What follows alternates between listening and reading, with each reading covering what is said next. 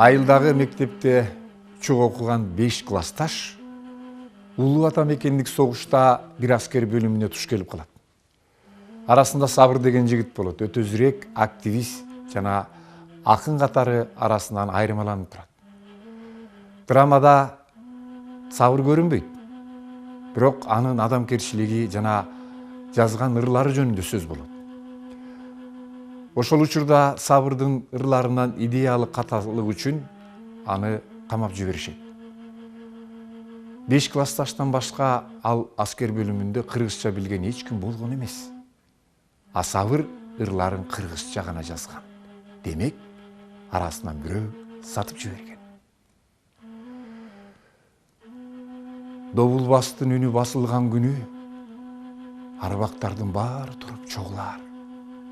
Журт көзүнө, жан көзүнө көрүнбөй, ээн жерден жалгыз мага жолугар. Ошондо мен кандай жооп кайтарам? Кызыл кыргын, кара сүргүн чоң согуш, жанын кыйды миңдеп сандап жарандар. Кең казылган бир мүрзөнүн ичинде катар жатат жакшы менен жамандар.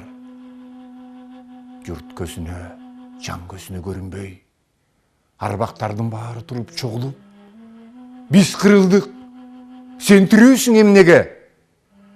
Деп сураса ээн жерден жолугуп, ошондо мен кандай жооп кайтарам?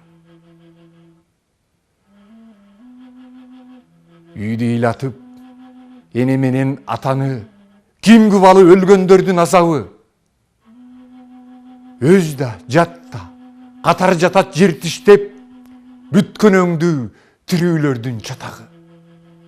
Бүттүңөрбү?